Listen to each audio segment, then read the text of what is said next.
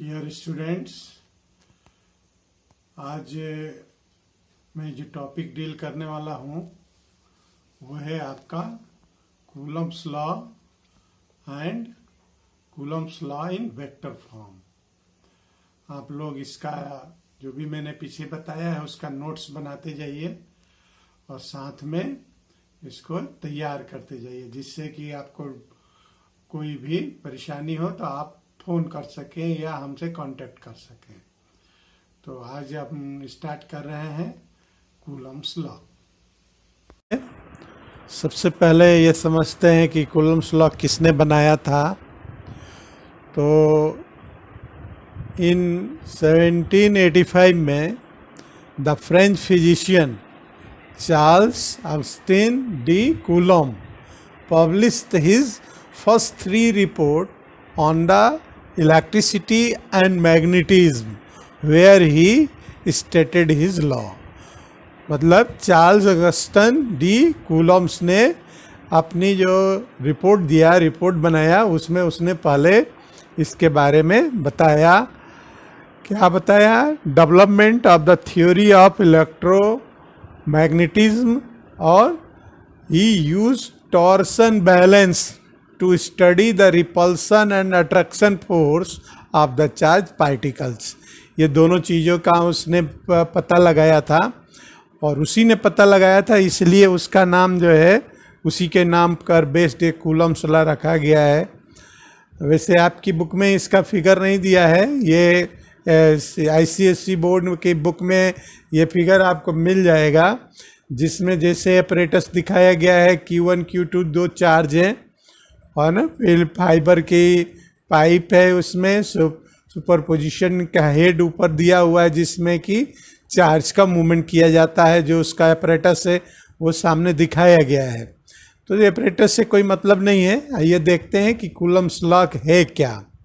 तो Coulomb's law बताया गया है किसके द्वारा? कूलम्ब्स के द्वारा। और उन्होंने क्या बताया कि दो चार्जेस के बीच में, 2 पॉइंट चार्जेस के बीच में, between 2 point charge there is a force of attraction और repulsion depending upon the nature of the charge. मतलब 2 पॉइंट चार्ज अगर रखे गए हैं तो उनके बीच में अट्रैक्शन या रिपल्सन का फोर्स जो लग रहा है, ठीक है, वो कितना फोर्स लगता है उसको उन्होंने पता लगाया था।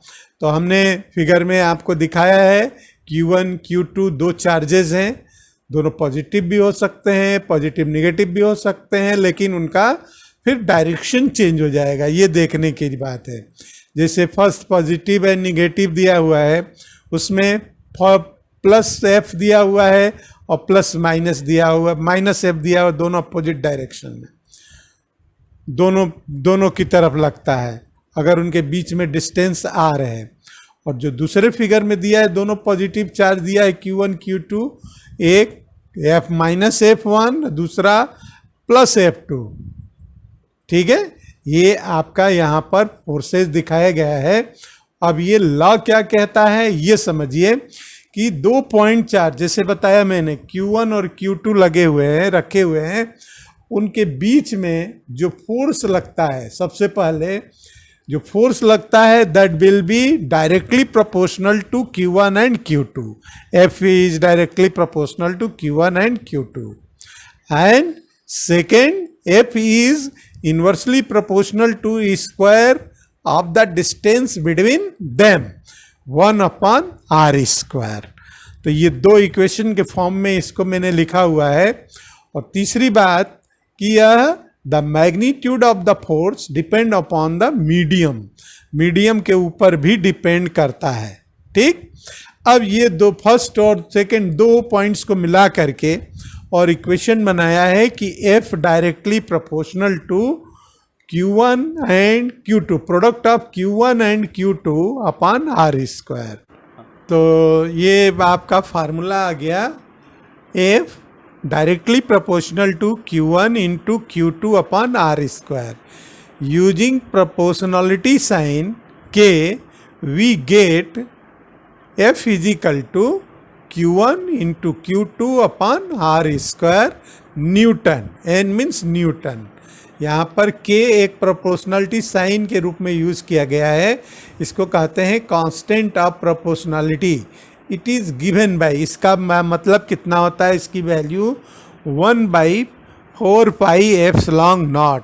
एप्सिलॉन नॉट क्या होता है, इसकी वैल्यू होती है 8.84 इंटू 10⁻⁻12 कूलम स्क्वायर पर न्यूटन मीटर स्क्वायर। अब एप्सिलॉन नॉट जो होता है that is the permittivity of the medium. ध्यान रखिएगा, epsilon not is the permittivity of the medium. अब ये फार्मूला यहाँ पर हो गया आपका F is equal to 1/4 pi epsilon naught Q1 into Q2 upon R square newton. इस लॉ की कुछ लिमिटेशंस हैं, है ना, इस लॉ की कुछ लिमिटेशंस हैं। देखिए, जैसे मैंने बताया कि charge is point charge, the charge to be considered as point charge. Second, they should be stationary with each other. ध्यान रखिए, they should be stationary with each other. तो ये आपका यहाँ पर दिया हुआ है, कूलम्स लॉ इसको कहते हैं। अब इसी को हम दूसरे फॉर्म में रिप्रेजेंट करते हैं, वेक्टर के फॉर्म में। तो वेक्टर के फॉर्म में रिप्रेजेंट करने के लिए जैसे फिगर में दिया हुआ है, यहाँ देखिए Q1 Q2 Q1 Q2 Q1 Q2 और उनके बीच में जो डिस्टेंस है दैट डिस्टेंस है वो है आपका R।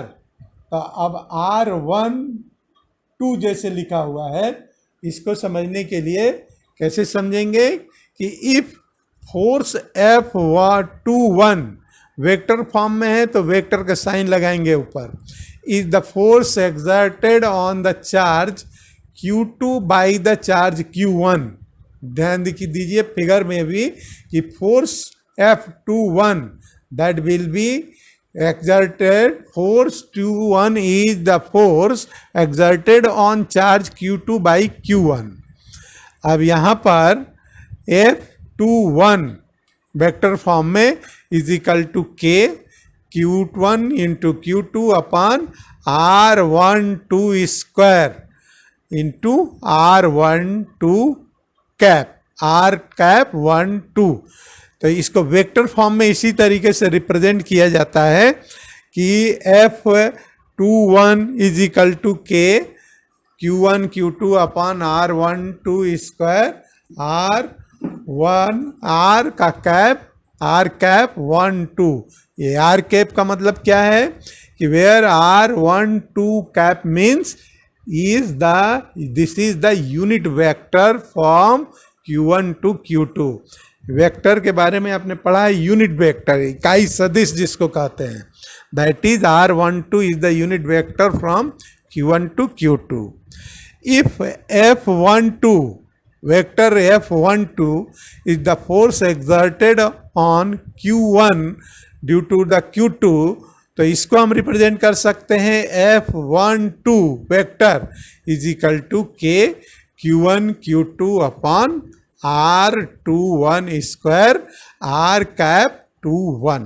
यहाँ भी R cap 21 is the unit vector from Q2 to Q1।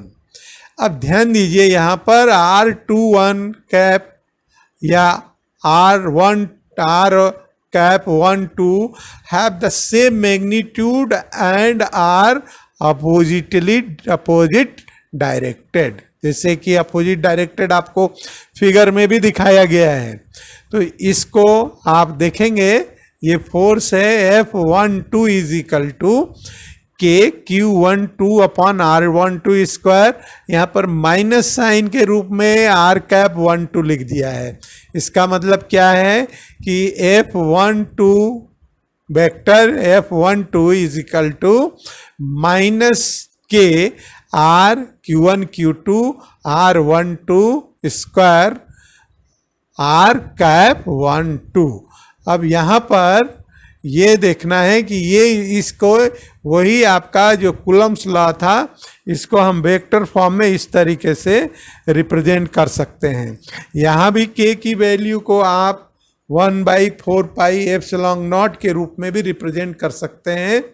तो यही बन जाएगा आपका जो फार्मूला के रूप में F12 is equal to 1/4 pi epsilon naught Q1/Q2 R square R cap 1 2। तो ये था आपका Coulomb's law as a vector form. अब इसका हम एप्लीकेशन इस फार्मूले में जो वेरिएबल कांस्टेंट वेरिएबल दिए गए हैं Q1 Q2 F, इन सब के द्वारा हम क्या ज्ञात कर सकते हैं, उसकी एप्लीकेशंस क्या है कि टू कैलकुलेट द फोर्स तो हम कैलकुलेट कर ही सकते हैं, या इसके डिस्टेंस R भी हम कैलकुलेट कर सकते हैं, दोनों फोर्स के बीच में कितना डिस्टेंस है, दोनों चार्जेस के बीच में कितना डिस्टेंस है जो आपका फार्मूला दिया गया है। इसके अलावा हम कैलकुलेट कर सकते हैं इलेक्ट्रिक फील्ड। अगर E is the electric field strength हो और F जो है इलेक्ट्रोस्टैटिक फोर्स है और साथ में QT capital QT is the test charge in coulombs, तो E is equal to F/QT newton per coulomb. इसके द्वारा E भी ज्ञात कर सकते हैं इलेक्ट्रिक फील्ड। और क्या पता लगाया जा सकता है, to calculate the force on the point due to the several points. मतलब आगे जैसे हम देखेंगे सुपरपोजिशन थ्योरम आगे है देखेंगे, उसमें उसके द्वारा कैलकुलेट द फोर्स हम निकाल सकते हैं force on the point due to the several points. अब इससे डिसएडवांटेजेस क्या है कि we can't apply directly the Coulomb's law to calculate the charge on by big planet. हम इनवर्स के प्लेनेट्स का जो है इसके ऊपर हम नहीं निकाल सकते हैं कि कितना डायरेक्टली कूलम्स लॉ के द्वारा हम we can't apply the directly इस लॉ को हम अप्लाई नहीं कर सकते हैं। तो ये आपका था कूलम्स लॉ और उसकी थोड़ी सी एप्लीकेशन। अब यहाँ पर जो आपका मेन चीज़ है कि फिजिकल सिग्निफिकेंस क्या है, महत्व क्या है इस चीज लॉ का। तो क्या है, फर्स्ट पॉइंट में दिया हुआ है कि electric field intensity E is a characteristic of the system of charges and is dependent of Q0। मतलब Q0 के द्वारा इंडिपेंडेंस के रहता है। Electric field intensity E is characterized of the system of charge and independent रहता है charge के द्वारा। ध्यान रखिए इलेक्ट्रिक फील्ड। दूसरी पॉइंट क्या बता रहे हैं, electric field is 3 dimensional concept, है ना, 3 डायमेंशनल कॉन्सेप्ट होता है, 3D concept and has spherical symmetry, मतलब स्पेरिकल इसमें सिमेट्री रहती है। और पॉइंट क्या है, first introduce by Faraday, it is central concept of physics. आगे आप देखेंगे ये जो लॉ रहता है यह बहुत ही इम्पोर्टेंट लॉ है, कई चीज़ों में इसका यूज किया जाता है। कई इलेक्ट्रोस्टैटिक में भी जैसे दिया है, electrostatic wave is best example to explain it. आगे आप इलेक्ट्रोस्टैटिक वेव के को भी इसी के द्वारा हम एक्सप्लेन करेंगे। लेकिन ध्यान में रखने वाली क्या बात है कि no charge particle experience force due to its own electric field. ये बात ज़रा ध्यान रखेंगे, लिमिटेशन कहेंगे या आप दिमाग में ये बात रहेंगे कि no charge particle experience force due to on its own electric field. ये आपके दिमाग में आ सकता है कि अपना जितना उसका चार्ज रहता है उसके ऊपर भी प्रभाव पड़ेगा, तो ऐसा कुछ नहीं है। दूसरी बात क्या ध्यान रखना है कि every charge particle has its field up to infinity. हर चार्ज, जैसे हमने पढ़ा है, आगे भी पढ़ेंगे इलेक्ट्रिक फील्ड के बारे में, कि हर चार्ज के आसपास जो होता है फील्ड होता है, तो यह फील्ड कैसा होता है, इनफाइनाइटी होता है। और अगली बात है कि direction of the field is radially outward from positive charge and inward from negative charge.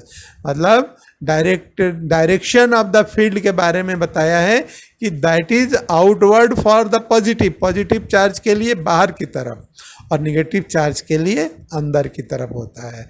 तो ये कुछ सिग्निफिकेंस थे इलेक्ट्रिक फील्ड के बारे में। तो फिजिकल सिग्निफिकेंस देखा आपने, थोड़ा सा मेरे तरफ से समझिए इसको, किस तरीके से इस सिग्निफिकेंस को समझा जा सकता है कि physical significance of electric field. इसके द्वारा हम क्या समझ सकते हैं कि bye knowing the value of electric field strength E eight the point inside the field, we can calculate the electric force exerted on electric charge।